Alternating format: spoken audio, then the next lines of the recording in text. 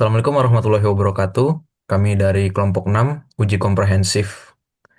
Di sini kami akan mempresentasikan hasil kerja kami dengan judulnya itu Sistem Penyimpanan dan Pemantauan CO2 dan subjudulnya berupa Sistem Pemantauan Tekanan dan Suhu di Tangki Penyimpanan CO2 selama pelayaran. Berikut adalah anggota kelompok kami, yaitu ada Muhammad Cakrandi Kalam, ada Muhammad Raka Putra Dimas, saya sendiri, dan Nafal Hamid Pratama. Oke, masuk ke topik pembahasan eh, penelitian ini. Yang pertama itu ada pendahuluan yang berisi latar belakang, rumusan masalah, dan tujuan. Lalu ada dasar teori yang berisi sifat fisik kargo, tinjauan teknologi sensor, prosesor, output.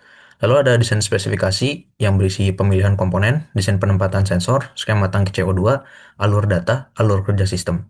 Lalu ada implementasi dan monitoring yang berisi implementasi sistem, dan kesimpulan yang berisi kesimpulan penelitian. Masuk ke bab pertama yaitu pendahuluan. Oke, latar belakangnya. Indonesia itu adalah salah satu negara dengan tingkat emisi CO2 yang tinggi akibat aktivitas industri dan pembangkit listrik berbahan bakar fosil. CO2 yang ditangkap akan diubah menjadi liquid CO2 untuk kemudian diangkut melalui kapal khusus LCO2 ke lokasi penyimpanan di bawah laut yang jauh dari sumber emisi. Oleh karena itu, diperlukan sistem pemantauan yang mampu mengukur tekanan dan suhu secara real time guna memastikan kondisi penyimpanan tetap dalam batas aman. Dengan pemantauan yang presisi, risiko perubahan fase CO2 dapat diminimalkan, sehingga keamanan transportasi laut dan efektivitas proyek CCUS dapat terjamin. Masuk ke rumusan masalah. Yang pertama itu, bagaimana cara mendesain sistem penyimpanan dan pemantauan CO2. Lalu yang kedua, bagaimana cara memilih sensor yang tepat untuk melakukan proses pemantauan. Lalu tujuan pembuatannya, yang pertama, mengetahui bagaimana cara mendesain sistem penyimpanan dan pemantauan CO2. Yang kedua, mengetahui sensor pendeteksi yang tepat untuk melakukan proses pemantauan. Baik, lanjut. Perkenalkan nama saya Noval Hamid Pratama. Kita lanjut ke dasar teori. Bisa dilihat di sini ada grafik fasa CO2. Sederhananya grafik ini menunjukkan kapan CO2 akan berbentuk padat atau yang kita kenal sebagai dry ice. Kapan dia berbentuk cair dan kapan dia berbentuk gas. Tantangan kita adalah mengangkut CO2 ini dalam bentuk cair. Seperti yang terlihat di diagram pada slide ini, untuk menjaga tetap cair, kita harus bermain di suhu dan tekanan tertentu. Dalam industri, di titik operasi yang paling efisien adalah sekitar minus 50 derajat Celcius dan tekanannya 7 bar. Tugas utama dari sistem pemantauan yang kami rancang adalah untuk memastikan kargo di dalam tangki selalu berada di titik aman ini. Kita tidak ingin suhu dan tekanannya bergeser, yang bisa menyebabkan CO2 berubah menjadi gas dan bahkan membeku menjadi dry ice. Lanjut. Sini ada tinjauan teknologi sensor. Ada dua jenis sensor utama yang kita gunakan. Yang pertama ada sensor suhu. Kita memilih RTD PT, PT100. Kenapa? Karena sensor ini terkenal sangat akurat, stabil, dan juga ideal untuk suhu super dingin, seperti minus 50 derajat. Yang kedua ada sensor tekanan. Kita menggunakan pressure transmitter. Sensor ini ibarat penerjemah yang mendeteksi tekanan lalu mengirim sinyal listrik. Kita memilih yang materialnya seperti stainless steel 316L, tahan korosi karena CO2 kalau bertemu air bisa bersifat asam dan juga harus tahan suhu rendah. Lanjut.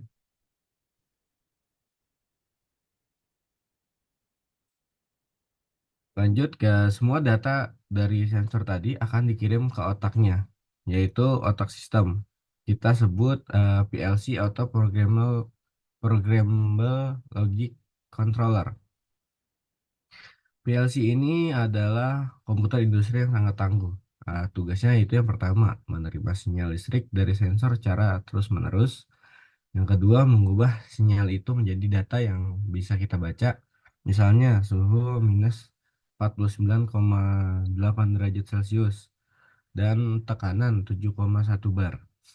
Dan yang ketiga, tugasnya adalah yang terpenting itu PLC akan membandingkan data itu setiap detik dengan batas aman atau set point yang sudah kita program. Lanjut,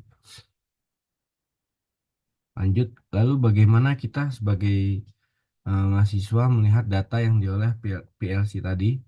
Jawabannya adalah menggunakan HMI atau Human Machine Interface. Ini merupakan layar monitor canggih yang ada di ruang kontrol kargo atau CCR. Fungsinya yang pertama, monitoring real time. Itu menampilkan angka suhu dan tekanan detik ini juga. Yang kedua ada grafik trend. Ini sangat penting. Kru kapal bisa melihat grafik sejarah, misalkan 1 jam terakhir, 2 jam terakhir, dan apakah tekanannya stabil, apakah naik ataukah turun. Dan yang ketiga fungsinya itu ada sistem alarm.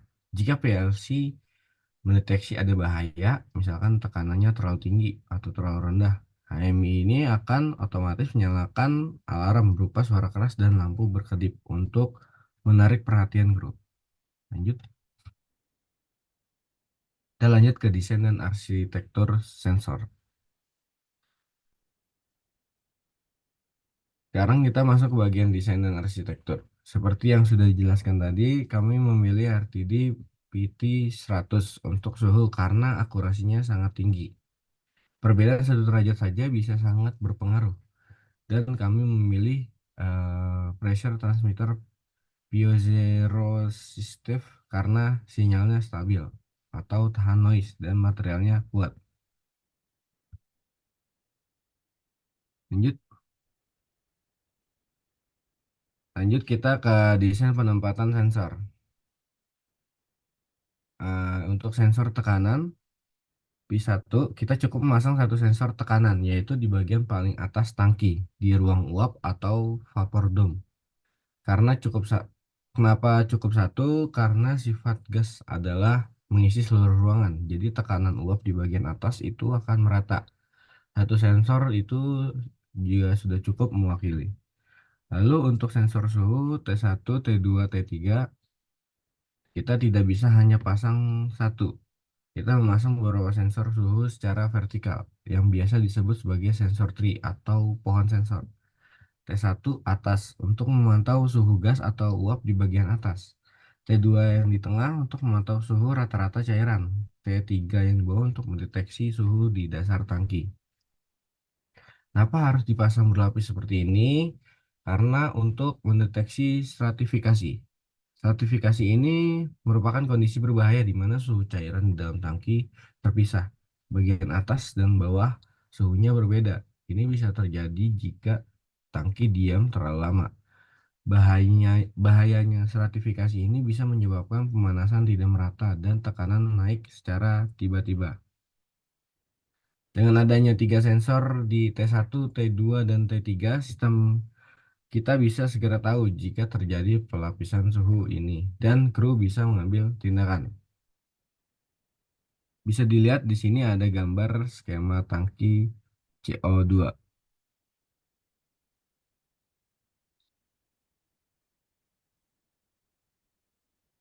Oke, selanjutnya adalah alur data. Jadi alur data ini digunakan sebenarnya untuk sebagai salah satu parameter pemantauan dan desain sensor itu sendiri. Jadi yang pertama ada sensor, RTD, dan transmitter itu bertugas untuk merasakan kondisi fisik dalam tangki dan menghasilkan sinyal listrik mentah. Terus kemudian ada junction box, gunanya itu kotak terminal di deck untuk mengumpulkan kabel-kabel dari sensor secara aman dan rapi. Yang ketiga ada transmitter sinyal atau transmitter atau sinyal conditioner itu untuk mengubah sinyal sensor mentah seperti Omega dari RTD menjadi sinyal standar industri yang kuat yaitu 4-20 mA. Sinyal yang ini lebih tahan terhadap gangguan noise pada kabel yang panjang. Kemudian ada PLC, Programmable Logic Controller. Ini adalah otak dari sistem. PLC adalah komputer industri tangguh yang menerima sinyal 4-20 mA, mengubahnya menjadi angka digital, misal minus 49,5 derajat Celcius atau 7,2 bar, dan mengeksekusi logika yang telah diprogram. Kemudian yang terakhir ada workstation di CCR atau Cargo Control Room. Ini adalah wajah dari sistem yang dikenal sebagai HMI. PLC mengirimkan data digital workstation ini di mana mualim kargo dapat melihat semua data dalam bentuk angka, grafik, dan alarm. Next. Nah, ini untuk alur kerja sistem itu ada mulai dari sensor suhu atau tekanan, kemudian ke transmitter atau DC, kemudian ke PLC controller, display HMI, data logger atau alarm. Data dikirim melalui komunikasi industri seperti Modbus RTU RS485 atau CAN bus. Kemudian ada PLC, misal Siemens S7 Omron atau Arduino Industrial. Kemudian ada HMI menampilkan nilai aktual dan grafik tren. Next. Jadi ini merupakan proses flow diagram likuifaksi dan penyimpanan liquid sebelum akhirnya liquid CO2 sebelum akhirnya nanti dibawa oleh tangki kapal gitu ya. Jadi pertama-tama dimulai dari vessel EV01 tempat CO2 yang menuju kompresor C1 dan 2. Kedua kompresor ini menaikkan tekanan CO2 secara bertahap sementara intercooler di setiap tahap menurunkan suhu dan menjaga efisiensi. Setelah itu, gas bertekanan tinggi dialirkan ke heat exchanger HX01 hingga HX03 dibantu oleh sistem auxiliary refrigeration untuk mendinginkan CO2 hingga mendekati titik kondensasinya. Kemudian CO2 diekspansi melalui katup V09 menyebabkan sebagian besar gas berubah menjadi cair. Campuran gas cair yang dihasilkan dipisahkan di separator SV01 dan SV02 menghasilkan CO2 cair murni. Kemudian gas sisa dikembalikan sebagai aliran pendingin dan liquid CO2 sudah siap dibawa masuk ke dalam tangki kapal. Jadi next. Ini ada sistem pemantauan tekanan dan suhu real time pada tangki yang sebelumnya sudah dijelaskan. Mungkin ini lebih seperti diagramnya gitu ya, yang tadi dari liquid CO2-nya, kemudian ada pressure sensor, temperature sensor, terus nanti akan masuk ke HMI dalam bentuk eh, data pemantauan gitu, seperti tekanan dan suhu. Next. Selanjutnya ini ada implementasi monitoring real time-nya. Next. Jadi sistem implementasi dan pemantauan real time ini dirancang untuk memastikan kondisi tekanan, suhu, dan level cairan CO2 di dalam tangki tetap berada dalam batas aman. Jadi yang tadi sudah dibahas sebelumnya ada HMI atau Human Machine Interface ini berfungsi untuk sebagai media utama operator. Tampilan antarmuka didesain intuitif dengan prioritas pada kecepatan deteksi perubahan tekanan dan suhu, mulai dari suhu liquid CO2, tekanan tangki batu bar, kemudian level cairan atau persen volume, dan satu sistem operasi lainnya. Lalu untuk sistem alarmnya sendiri atau sistem peringatan dini ini memberikan respon cepat terhadap kenaikan tekanan atau penurunan suhu yang memicu perubahan fase CO2. Misal di sini kami menaruh warningnya itu ketika sudah lewat dari 18 lebih besar dari 18 bar. Jadi nanti responnya hanya berupa alarm visual dan audio. Nah, tindakan operatornya bisa berupa observasi tren tekanan.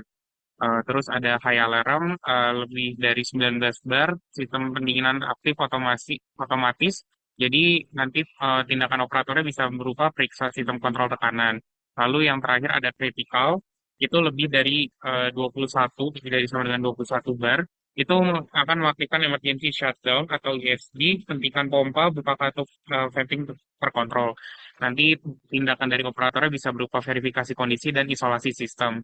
Jadi fitur tambahan liputi data logging dan interval pencatatan 1 detik dan penyimpanan historis hingga 30 hari. Ini gunanya untuk mendapatkan data secara aktual dan real time sehingga dapat dilakukannya predictive maintenance untuk ke depannya. Jadi next.